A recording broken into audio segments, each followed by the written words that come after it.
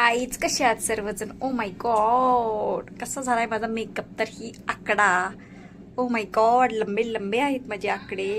हे कानातलं वगैरे छान आहे, मोरपंखी आहे कानातलं. आणि हे पण कानातलं कसं मोरच आहे.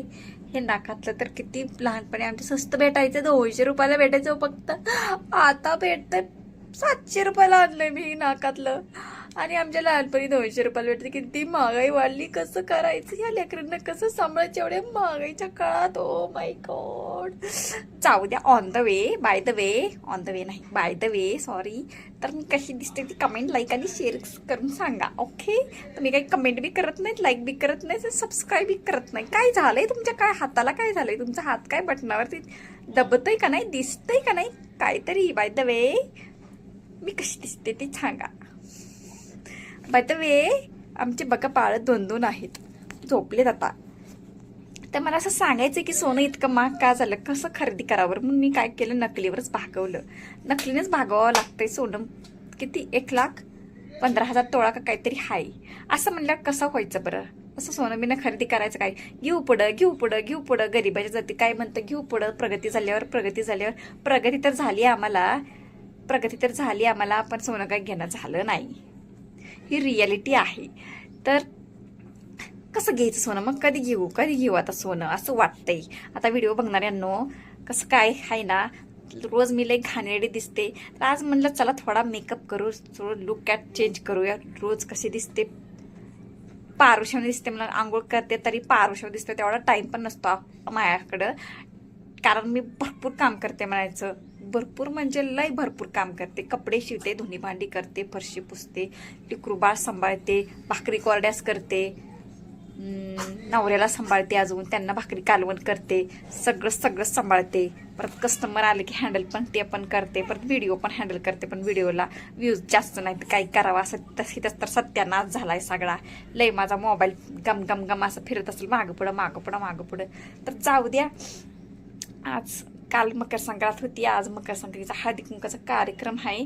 तर हळदी कुंकाचा कार्यक्रम काही मी केला नाही, कारण माझं छोटं बेबी, मला काही टाइम भेटला नाही. तर आमचं बेबी 2 महिन्याचं झालंय. तर लय बोलतंय आ उ ई आ असं तरी बोलतंय. ती हुंकारा जास्त प्रमाणात द्यायला लागलंय. तर मला असं म्हणायचं होतं की मला आता कम्युनिकेट झालंय बाळ, तर ते संग मी गप्पा बिप्पा मारत जाईल, तुमच्या संग काय बोलणार नाही मी. आता बाळ झालंय म्हणजे ते संगच मी गप्पा मारत बसणार ना, व्हिडिओ कधी शूट करणार. त्याच्यामुळं मी असं म्हणलं. तर लाईक अँड सबस्क्राईब जरूर करत जावा. ओके. ही आमची आहे खिडकी, आणि खिडकी रोज बंदच असते. खिडकीतनं मी कोण आले का कोण गेले का बघत असते तेवढं, आणि परदेशात दरवाजा झाकून घेत असते. खिडकीतनं कोण आले की पाहुणं रावळं. चहा करायचा ताप असतोय म्हणून माझ्या जीवाला लई चहा करावं लागतंय. कामाचा लई कटाळा आहे म्हणून तर येऊन राहिले मी पारंड्याला. हा, तर कोणा आलं ना मुक्कामाला तर म्हणत असते, हे बघा खावा प्यावा आणि जावा, पण मुक्कामाचा काय लाड करू नका, कारण मला काय ते जमत नाही मुक्काम केलं की. कारण इथं जागाच अपुरी आहे. तुम्ही बघताव ती पहिलीकडे 4 फरशाची आहे, पत्र्याची नाही, सॉरी 4 पत्र्याची नाही, 4 फरशाची रूम आहे. आणि हे 5 फरशाची रूम. फरशावर मोजते ती. पहिल्या काळात खणावर मोज होते. ते माळवळीला खणा असायचे ना, ते खणावर मोजायचे किंवा पत्र्यावर मोजायची, पत्र्याची गरज असली तर. आता मला फरशावर मोजण्याची वेळ आली. इतकं तर टंचाई झाली सगळी. प्रॉब्लेम, पाणी टंचाई जशी होते ना, तसंच जागेची बी टंचाई प्रॉब्लेम सिटी ठिकाणी होते बरं का. तर मी म्हणत असते डायरेक्ट, ह्या बघा आम्ही झोपलं का नाही की सगळं चिटकून असं चिटकून झोपावं लागतं. एकदम रेल्वे गाडीत कशी गर्दी असते तशी कोण आलं तर. परत पाहुण्यावर काय म्हणतात, लई चांबाचिंबी झाली बाबा सकाळी उठल्यावर, असं म्हणते ती. त्याच्यामुळे मी काय म्हणत असते, लई चांबाचिंबी होण्यापेक्षा बघा जेवण करा, चहा प्या, जागा काय पुरत नाही म्हणत असते. किती बी संध्याकाळ होऊ द्या, तुम्ही रिक्षा करून गावाकडे जात जावा. इथं काय जागा पुरत नाही. माझी लहान 2 लेकरं आहे ती, मला तिथं दूध वगैरे पाजायचं असतंय. गडे माणसाला असली की तिकडे दिसतंय, त्याच्यामुळं मला डिस्टर्ब नको कोणाचाही, असं मी सध्या आजपर्यंत तरी म्हणत आले. त्याच्यामुळे जागा काही पुरत नाही. तुम्ही सरळ गावाकडे जाऊ शकता. खाण्यापिण्याला लाड आहे, अंडी मटण सगळं काय मी आणून देईल. साड्याही मी करते. पाहुण्या रावण्यांना साड्या आल्या तर साड्याही मी करते, पण इतपत नाही की मुक्कामापर्यंत थांबेपर्यंत नाही. माझ्यात तेवढी नाही बाबा, कॅपॅसिटी नाही. हा, छोटी रूम आहे हे बघा. आणि मी ज्याच्या घरी जाईल ना फक्त मी माझ्या नंदाच्या घरी तेवढंच जाते मुक्कामाला. मी सुद्धा कोणाच्याही घरी थांबत नाही, कारण त्यांच्याही घरी फरशी इतपत मोजली तर काय सांगावा, कारण माझ्यात फरशी मोजणे इतपत नाही व तेवढं. दुसरं काय नाही, काम लय करावं लागतं दुसऱ्याच्या घरी जरी गेलं तरी. असंच आहे आमचं. मी सगळ्यात लहान आहे आणि लहान असल्यामुळे काय करते ती कामं करून घेते. ये भाकरी करायला, आज कार्यक्रम आहे, आज लग्न आहे, ये भाकरी करायला, आज देव आहे, ये भाकरी करायला, भांडी करायला, धुणं करायला, पाणी भरायला, सारवण करायला, झाडून काढायला, भाकऱ्या थापायला. असलंच काम आहे. नंदाच्या घरी जरी गेलं तरी, कोणाच्या बी घरी जाऊ कामच काम सांगते ती मलाच, ती पण का तर मी करते म्हणून. अशातला भाग आहे मित्रांनो. आणि आमच्या इथं आले की काडीला बी हात लावत नाहीत. खाटावर ही खाट दिसते ना, हा ही माझे 2 बेबीज आहेत. खाटावर नुसत्या खाटावर बसते ते आणि गावाकडे जाते ते आणि 2 बादल्या धुणी ठेवते ते. आणि कोण धुवायचं धुणं एवढीशी लेकरा बाळा सांभाळून मी धुणं धुवायचं होय, कसं सांभाळणार. या करताय दिकरू. कपडे शिवायचे असतात मला, 2 पैसे कमवायचे असतात ती. हा मला पैशा पाण्याचा टेका पाहिजे, आधार पाहिजे संसाराला. मग कसं काय करणार मी. हा त्यामुळे पाहुण्यारावळ्यांना सुट्टी.